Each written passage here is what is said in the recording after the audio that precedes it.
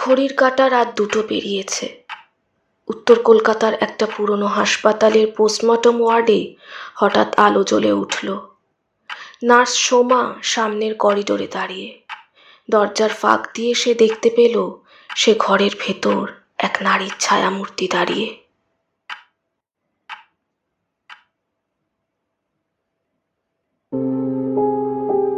নমস্কার, castle of স্টোরিজে সকল শ্রোতা বন্ধুদের স্বাগত জানাই। আমাদের এই সপ্তাহের পরিবেশনা ক্যাসেল অফ স্টোরিজ অরিজিনালসের পুরনো পোস্টমর্টম রুম। শুনতে থাকুন আমাদের আজকের গল্প।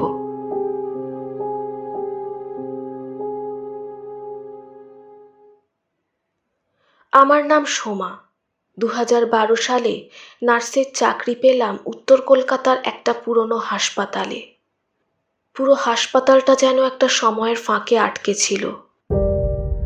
চুন খসে পড়া দেওয়াল, সাদা টিউবলাইটের নিচে কম্পমান ছায়া আর এক ধরনের ধাতব গন্ধ যেটা কখনো যায় না। সবচেয়ে অদ্ভুত জায়গা ছিল দোতলার শেষ করিডোরটা, যেখানে কোনো ওয়ার্ড ছিল না। দোতলার সামনের দিকটায় সকালবেলা ডাক্তাররা আউটডোরে বসত। সেখানে ভিড় থাকলেও পেছনের করিডোরে কেউ যাতায়াত করতো না। কেবল 2টো মাত্র ঘর। একটি ছিল মর্গ এবং তার পাশেই মরা কাটার ঘর, অর্থাৎ পোস্টমর্টম ওটি। সেদিকটা দিনের বেলাতেও ফাঁকা ফাঁকাই থাকতো। তবে অনেক দিন যাবৎ ঘরটি বন্ধ ছিল।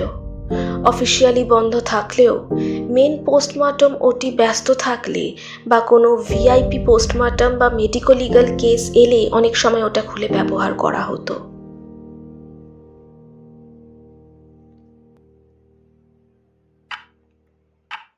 এক রাতের ঘটনা। ঘড়ির কাঁটা তখন 2:15 পেরিয়েছে। আমার সাথে লিপিকা দি ছিল নাইট ডিউটিতে। সেই রাতে আমাদের ওয়ার্ডে এক বৃদ্ধ রোগী মারা যান। ডাক্তার এসে দেখে গেলেন। ফোন করে খবর দেওয়া হলো রোগীর বাড়িতে অনেক রাত হয়েছে, তাই তাদের বাড়ি থেকে হাসপাতালে পৌঁছতে প্রায় 8 ঘন্টার ওপর সময় লাগতে পারে। তাছাড়াও কাগজপত্র তৈরির কাজ তখনও বাকি। তার আগে বডি ওয়ার্ড থেকে বের করে মর্গে রাখতে হবে। ওয়ার্ড বয়কে খবর দেওয়া হলো। আমি, লিপিকা দি আর ওয়ার্ড বয় মুকুন্দ একসাথে নিচে নেমে এলাম।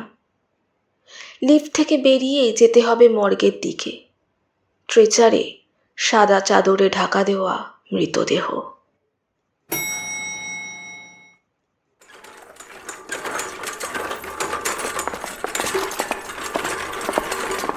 তলাটা প্রায় ফাঁকাই বলা চলে। আমরা 3 জনে এগিয়ে চললাম সেই শেষ করিডোরের দিকে। মর্গে বডি রেখে এন্ট্রি করে ফিরে আসব। এই সময় মর্গে কোনো কর্মচারী থাকে না। কি জানি, হাসপাতালের এই অংশে কখনো কাউকে নাইট ডিউটি করতে দেখিনি। করিডোরে ঢুকেই একটু এগিয়ে আমরা চমকে উঠলাম। পুরনো পোস্টমর্টম রুমটা খোলা। ভাবলাম হয়তো মেন পোস্টমর্টম ওটি ব্যস্ত থাকায় এটা খোলার অর্ডার দেওয়া হয়েছে। কিন্তু তা যদি হয় তবে তো কেউ না কেউ এখানে উপস্থিত থাকবে। কই, এখানে তো কেউ নেই। একেবারে ফাঁকা করিডোর। হঠাৎ দপদপিয়ে জ্বলে উঠল ঘরের ভেতরের টিউবলাইটটি। তবে কি ঘরের ভেতর কেউ আছে? এমন সময় মুকুন্দ বলে উঠল, সিস্টার, তাড়াতাড়ি চলুন, কাজটা সেরে ফেলি, তারপর ওপরে চলে যাই। তার কথা শুনে স্পষ্ট বোঝা যাচ্ছিল সে ভয় পেয়েছে। কথা না বাড়িয়ে এগিয়ে গেলাম মর্গের দিকে। মুকুন্দ ট্রেচার নিয়ে এগিয়ে গেল। তার সাথে সাথে ভেতরে লিপিকা দিয়েও ঢুকলো। ঘরের ভেতর টিউবলাইট জ্বলছে। ভেতর থেকে ওষুধের গন্ধ ভেসে এলো নাকে। লিপিকা দি এন্ট্রি করছে। আমি ঘরের বাইরে দাঁড়িয়ে। এমন সময় হঠাৎ একটি মহিলা কণ্ঠের কান্নার শব্দ ভেসে এলো আমার কানে।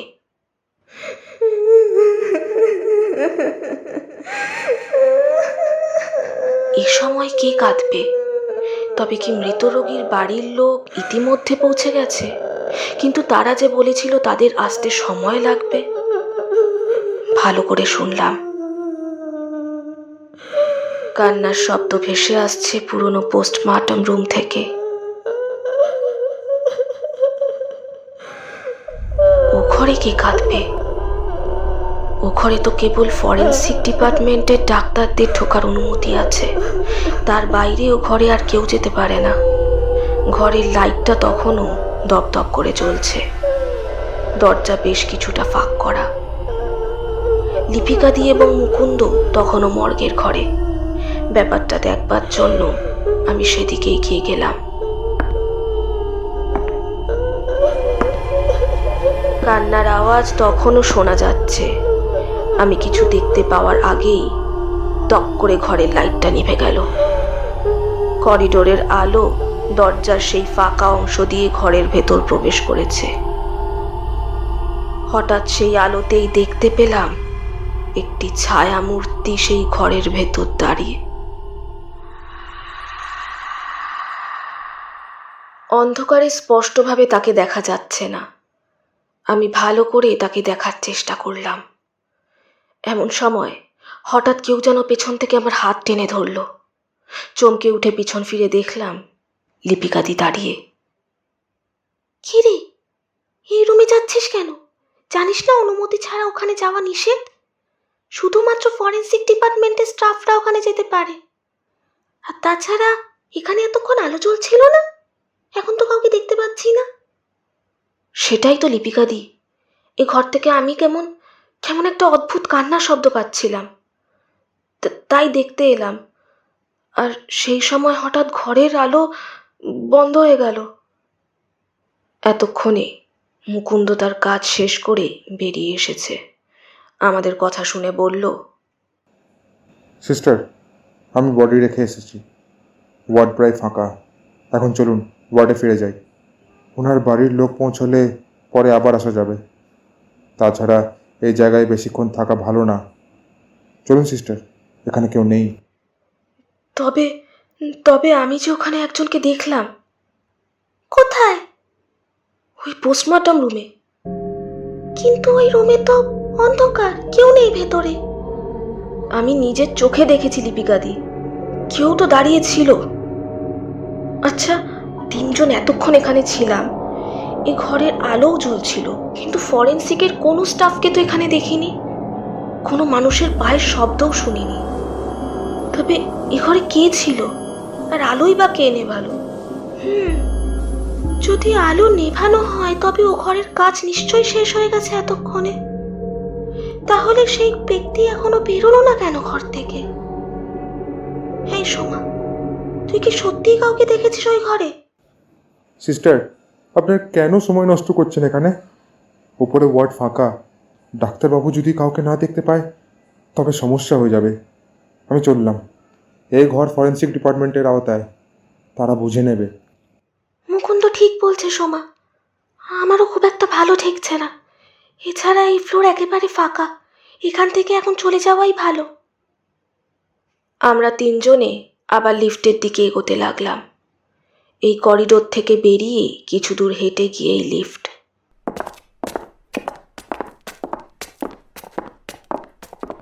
কিছু দূর হেঁটে যেতেই কানে এলো সেই পুরনো কান্নার শব্দ।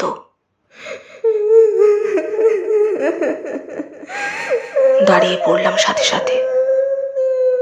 যে ফ্লোরে এই মুহূর্তে আমরা তিনজন ছাড়া আর কেউ নেই, সেখানে কান্নার শব্দ আসবে কেমন করে? আর তাছাড়া এইদিকে কারোর আসা নিষেধ। তবে এই কান্না, ভালো করে শুনে বুঝলাম এই শব্দ আসছে পুরনো পোস্টমর্টম রুম থেকে। আমি আর লিপিকাদি দেখতে সেই দিকে ফিরে যাওয়ার জন্য পেছন ফিরতেই মুকুন্দ ভয়ার্ত কণ্ঠে বলে উঠল, ওদিকে ফিরে যাবেন না সিস্টার, আমার কথা শুনুন। এক্ষুনি এই জায়গা ছাড়ুন। ও ঘরে কোনো মানুষ নেই। ফিরে চলুন ওপরে। এমন সময় সে ঘরটি থেকে এক ভয়ার্ত চিৎকার ভেসে এলো, আর সাথে সাথে খোলা দরজাটা সশব্দে বন্ধ হয়ে গেল।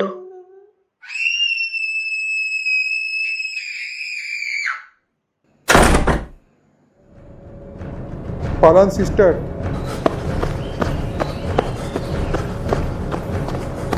এই বলে সে দৌড়ে করিডোর থেকে বেরিয়ে গেল। লিপিকাদি বলল, সোমা, এখান থেকে চল এক্ষুনি, এখানে আর এক মুহূর্ত থাকিস না, চল। তারপর আমি আর লিপিকাদি দৌড়ে করিডোর থেকে বেরিয়ে লিফটের দিকে ছুটলাম। মুকুন্দ ততক্ষণে লিফটের বোতাম ধরে দাঁড়িয়ে আছে। লিফট ধরে সোজা নিজেদের ওয়ার্ডে পৌঁছলাম। প্রায় ঘন্টাখানেক পরে মৃত ব্যক্তির বাড়ির লোক এসে পৌঁছল, কিন্তু সেই অন্ধকারে দোতলার পেছনের করিডোরে ফিরে যেতে আর কারোরই সাহস হলো না। তাছাড়া ডেড নোটিশ দেওয়ার কর্মচারীও মর্গে উপস্থিত নেই। সকাল না হলে কোনো কর্মচারী আসবে না।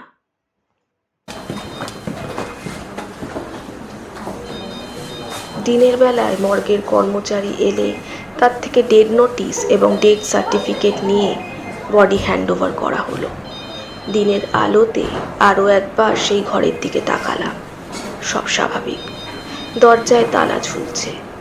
খোঁজ নিয়ে জানা গেল গত রাতে এখানে কেউ আসেনি। সাহস করে সেই কর্মচারীকে জিজ্ঞেস করলাম,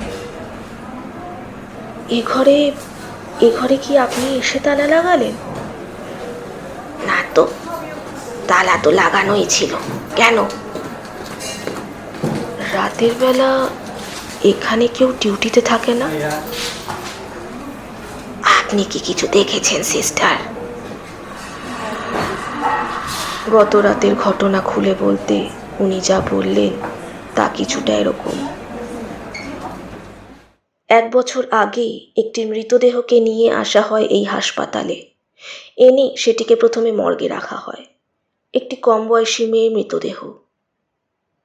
তার জিনিসপত্রের থেকে কোনো পরিচিতি উদ্ধার করা সম্ভব হয়নি। মেয়েটির মুখে তখনও বেদনা ও যন্ত্রণার ছাপ। দেখেই বোঝা যাচ্ছিল তার মৃত্যু খুবই মর্মান্তিক ছিল। ফরেন্সিক ডক্টররা আসবার পর সেই দেহকে ওই পুরনো পোস্টমর্টম রুমে নিয়ে যাওয়া হয়। ডাক্তাররা তাদের কাজ শুরুও করে দেয়। ঠিক এমন সময় একটি ভিআইপি কেস আসে। ডক্টরদের নির্দেশ দেওয়া হয় সব ছেড়ে ওই কেসটিতে নজর দিতে।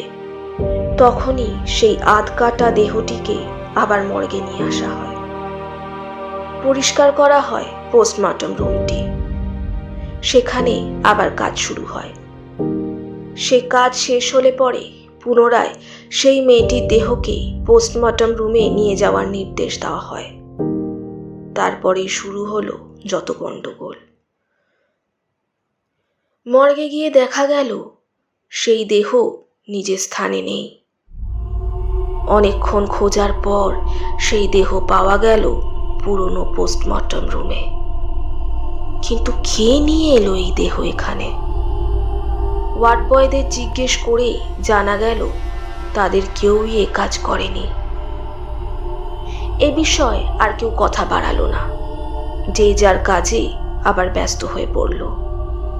সেই মৃতদেহ পোস্টমর্টমের দায়িত্বে ছিলেন 2 জন ডাক্তার। তারাও সেই ঘরে চলে গেলেন। বেশ কিছুক্ষণ পর সেই 2 জন ডাক্তারের আর্তচিৎকার ভেসে এলো ওই বন্ধ পোস্টমর্টম রুম থেকে। সেই চিৎকার শুনে সবাই ছুটে পোস্টমর্টম রুমে প্রবেশ করলো। তারপর দেখতে পেল 2 জন ডাক্তার মেঝেতে পড়ে এবং দুজনেই মৃত। আর সেই মেয়েটির মৃতদেহ সেখানে নেই। এরপর এই পুরনো পোস্টমর্টম রুমে বিভিন্ন রকমের অলৌকিক ঘটনা ঘটতে শুরু করে। রাতে যারাই এখানে ডিউটি করেছে তারা এই মহিলার ছায়ামূর্তি এখানে দেখতে পেয়েছে। কখনো বা কান্নার শব্দ ভেসে এসেছে, যেন কেউ খুব যন্ত্রণায় কাঁদছে। তারপর ধীরে ধীরে সবার মনে ভয়ের সঞ্চার হতে থাকে। এই পোস্টমর্টম রুমটি অফিসিয়ালি বন্ধ করে দেওয়া হয় এবং সেখানে কোনো কর্মচারী বা ডাক্তার নাইট ডিউটি করতে রাজি হয়নি। ঘটনাটি শুনে আমার হাত পা ঠান্ডা হয়ে গেল। এরপর থেকে নাইট ডিউটি করলে কখনোই অন্ধকারে এই স্থানে আসবার সাহস করিনি। আজও কেউ রাতেই সেই পুরনো পোস্টমর্টম রুমে যায় না। ঠিক রাত 2:15 নাগাদ শোনা যায় সেই আর্তকান্না, যেন কোনো এক আত্মা খুব যন্ত্রণায় কাঁদছে।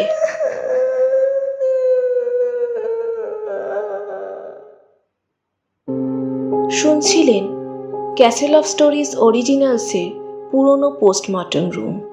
আমাদের আজকের গল্পটি আপনাদের যদি ভালো লেগে থাকে তবে ভিডিওটি লাইক করুন, শেয়ার করুন এবং আমাদের চ্যানেল ক্যাসেল অফ স্টোরিজকে সাবস্ক্রাইব করুন। খুব শীঘ্রই আমরা আরও একটি নতুন গল্প নিয়ে ফিরব।